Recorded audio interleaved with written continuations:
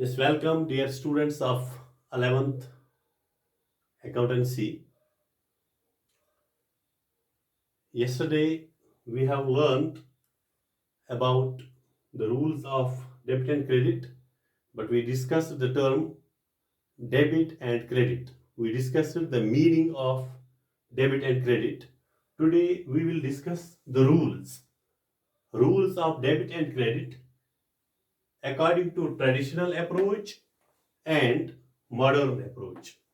We have two portions here, two parts, or two ways to discuss the rules of debit and credit. Number one, traditional approach, and number two, modern approach or accounting equation approach. इसको हम accounting equation approach भी कहते हैं. So let us first discuss the rules of debit and credit as per the traditional approach.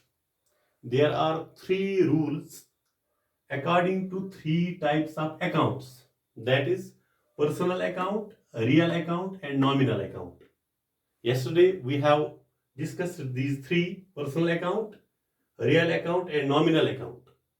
These are the accounts related to persons, these are the accounts related to property, and these are the accounts referring losses, incomes, gains and expenses. According to personal account in traditional approach, we have the rule that is debit the receiver, credit the giver.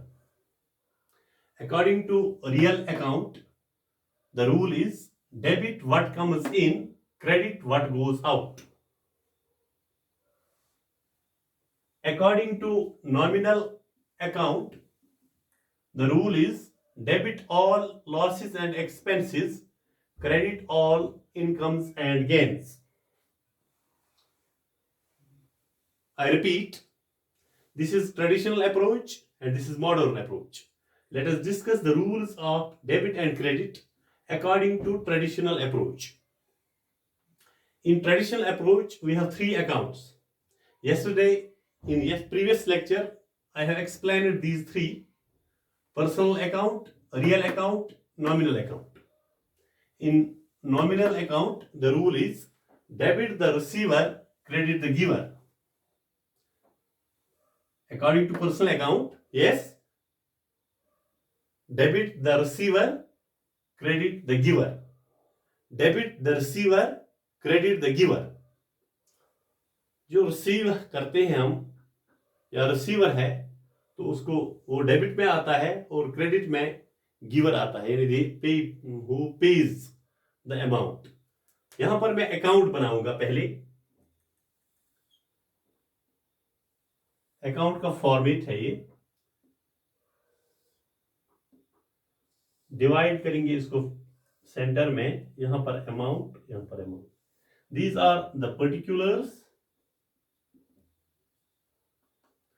Amount, यानी rupees लिखेंगे यहां पर particulars and amount.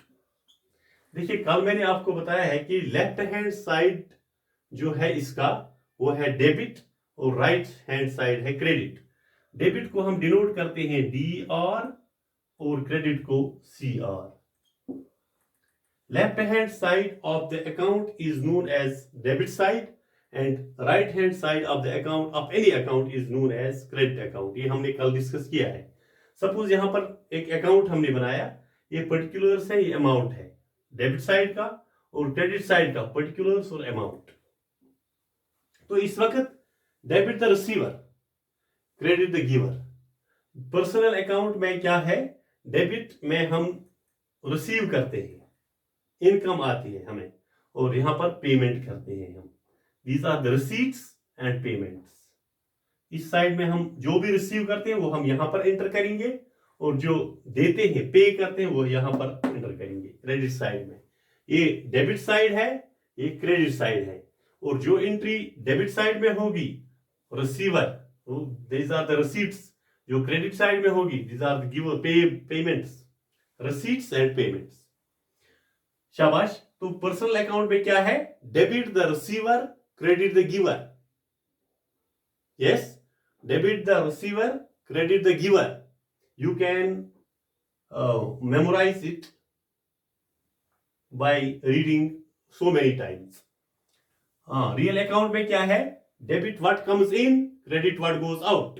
Debit what comes in, credit what goes out. यहां देखिए, यहां भी हम लिखेंगे जो आता है what comes in, receipts, payments, what goes out. जब हम कुछ पैसे देते हैं तो हम कहते हैं कि ये हमने पेमेंट की है. For example, this is the 100 rupees note in my hand. I received it from somebody and kept in my pocket. Now I am paying. This 100 rupees. This is the receipt side. What this comes in to my account, and on the other hand, this is the rupees 50 note, and I am paying it. I am giving it to someone. This is what goes out. This 100 comes in and this 50 goes out. I am paying it and I am receiving this 100 note.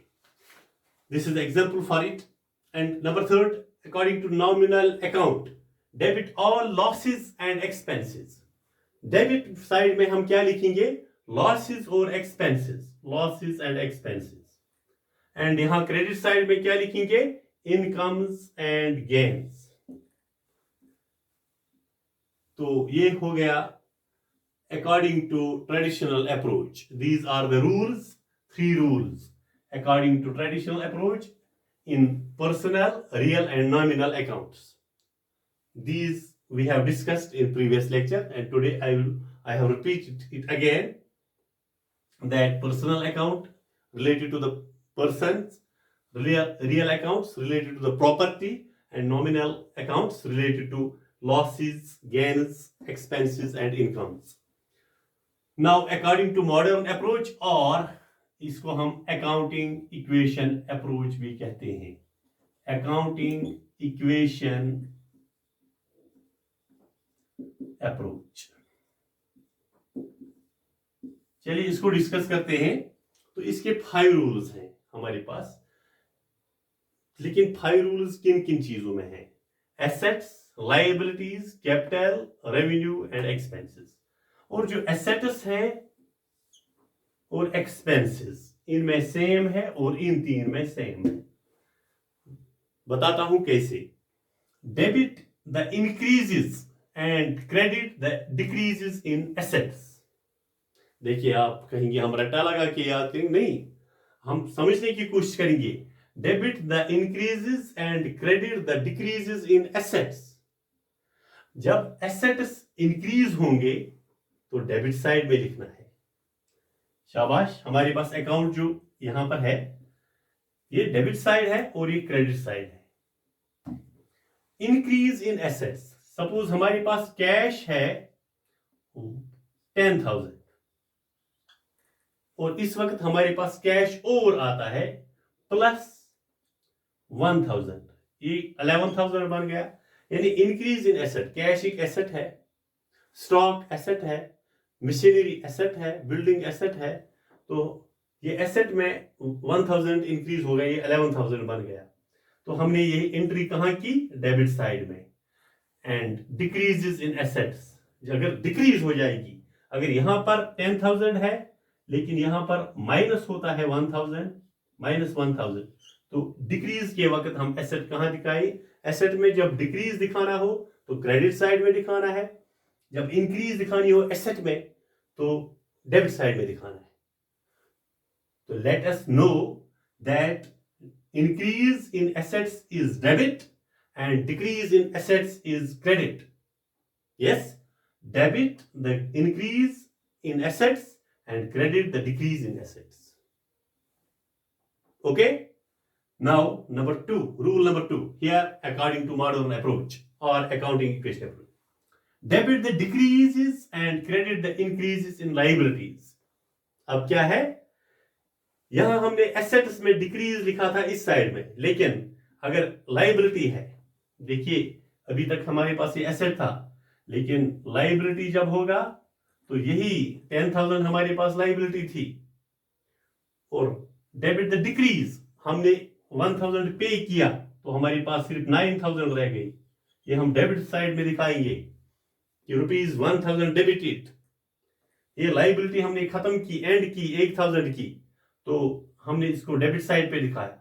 अगर हमारे पास 10,000 कर्जा है, 10,000 liability है, तो एक और 1,000 चढ़ गया, तो इसमें हम क्या ऐड करेंगे? ये कहां इंक्रीज इन लाइबिलिटी हो गई, तो ये क्रेडिट साइड में दिखाएंगे। Debit the decrease in liability, credit the increase in liability.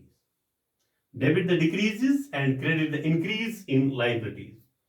आप इसको अच्छी तरह बार बार प्रैक्टिस कीजिए तो आपको आएगा ये। थर्ड रूल देखिए इसी मॉडर्न अप्रोच में। अब हम जाएंगे एसेट्स और लायबिलिटी की बात होगी, अब कैपिटल की बात करेंगे। Debit the decreases and credit the increases in capital. Debit the decreases and credit the increase in capital.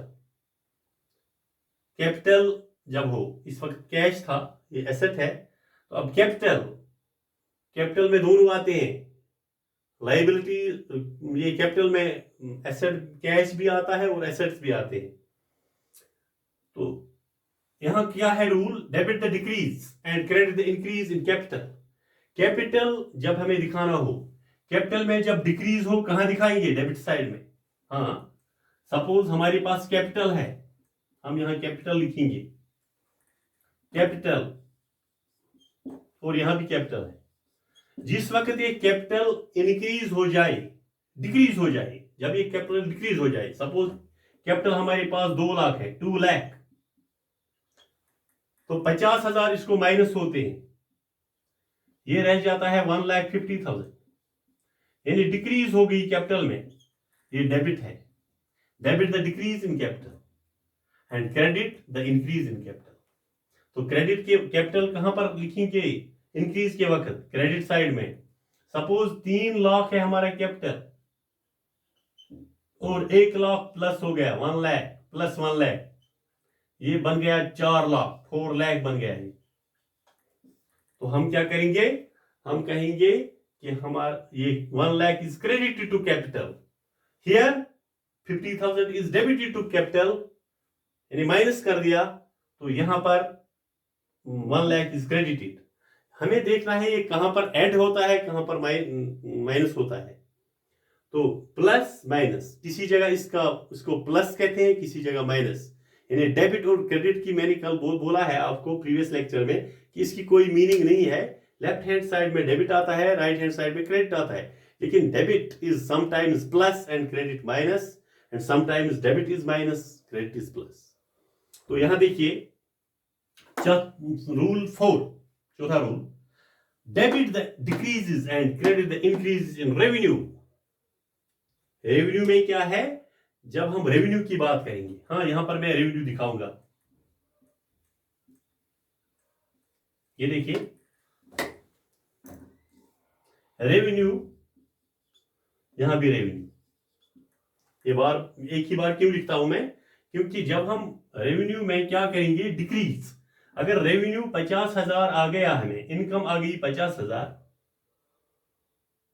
एक ट्रांजैक्शन, तो इस 50,000 में से हमें लॉस है 10,000। रेवेन्यू आ गया 50,000, लेकिन लॉस है यहां पर, ये माइनस होगा ये 10,000, ये 40,000 रह गया। तो ये हम डेबिट में, debit the decrease in revenue, credit the increase in revenue. यहां पर 50,000 रेवेन्यू है, लेकिन हमें प्रॉफिट और आया है 10,000, तो ये 60,000 बन गया, यहां प्लस हुआ। यानी किस वक्त ये डेबिट माइनस होता है, किस वक्त डेबिट प्लस होता है, किस वक्त क्रेडिट माइनस होता है, किस वक्त क्रेडिट प्लस होता है। ये देखिए जहां पर इंक्रीज होगी वो प्लस है, डिक्रीज होगी वो माइनस है। फिर debit the increase in and credit the decrease in expenses. अब एक्सपेंसेस की बात, खर्चा करते हैं हम, पे करते हैं, expend, we are spending money. तो एक्सपेंसेस के वक्त क्या है? Expenses. Increase in expenses, decrease in expenses. यहां जब डिक्रीज, इंक्रीज इन एक्सपेंसेस है तो डेबिट है। सपोज एक्सपेंसेस आज हमने किए, हमारा एक्सपेंडिचर जो है, एस्टिमेटेड एक्सपेंडिचर वो 20,000 है, लेकिन हमने एक्स्ट्रा कुछ एक्सपेंसेस किए, सपोज हमने 2,000 एक्स्ट्रा किए, ये 22,000 बन गए, तो ये प्लस हो गया एक्सपेंसेस। जब ये प्लस होता है, यहां पर ऐड होता है, इंक्रीज हुआ, 20,000 करना था खर्च, हमने कर दिया 22,000, 2,000 इंक्रीज हो गई, तो ये एक्सपेंसेस में डेबिट है, ये डेबिट साइड में दिखाना है। जब इंक्रीज होगी एक्सपेंसेस में तो डेबिट साइड में, अगर डिक्रीज होगी एक्सपेंसेस में तो क्रेडिट साइड में दिखाना है। क्रेडिट साइड में एक्सपेंसेस कब दिखाएंगे? 20,000 हमें खर्चा करना था, लेकिन हमने 2,000 बचाए। हमने क्या किया? कम हुआ खर्चे में, हमने 18,000 ही खर्चा किया। तो इस सूरत में जब ये माइनस होगा एक्सपेंसेस में तो क्रेडिट साइड में लिखेंगे, जब प्लस होगा एक्सपेंसेस में, ज्यादा होंगे एक्सपेंसेस, तो डेबिट साइड में। यहां दो जगह पर डेबिट प्लस होता है, एक होता है एसेट में इंक्रीज और दूसरा एक्सपेंसेस में। ये साइड प्लस होता है, यहां हम प्लस लिखेंगे दो जगहों पर, एक एक्सपेंसेस में, दूसरा एसेट्स में। बाकी लायबिलिटीज, कैपिटल और रेवेन्यू में ये साइड माइनस होगा, डेबिट साइड। तो क्रेडिट साइड इन दो जगहों पर माइनस होगा, डिक्रीज होगा। माइनस कहां? एसेट और एक्सपेंसेस में। और जहां ये प्लस हुआ था डेबिट, वहां क्रेडिट माइनस होगा। लायबिलिटी, कैपिटल और रेवेन्यू में ये माइनस होगा, क्रेडिट।